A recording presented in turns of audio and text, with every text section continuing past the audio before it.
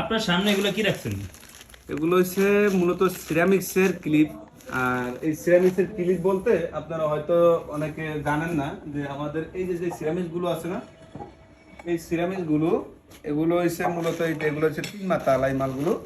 এগুলো মূলত সিরামিক্সে লাগানোর জন্য ব্যবহার করা হয়। টাইলসের ক্লিপ তো 4 মাতালা থাকে, আর এগুলো হচ্ছে 3 মাতালা। এগুলো এই যে 3 মাতালা, এই যে একটু দেখাই, এই যে তো সেই জন্য আমরা এই যে আমাদের কাছে একদম 3 মাতালা স্পেশাল গুলো আছে।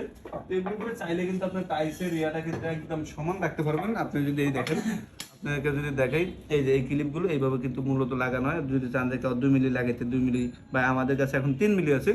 এই দেখেন, এই যে দূরত্বটা কিন্তু একদম সমান, পারফেক্ট একটা দূরত্ব থাকে। তো এই জয়েন্টগুলো থাকলে কিন্তু সিরামিকগুলো পড়ার সম্ভাবনাটা থাকে না, এবং জয়েন্টগুলো যদি একদম পারফেক্ট থাকে তখন কিন্তু জয়েন্টগুলো টাইস সিরামিকগুলো দেখতে কিন্তু অনেকটা সুন্দর লাগে।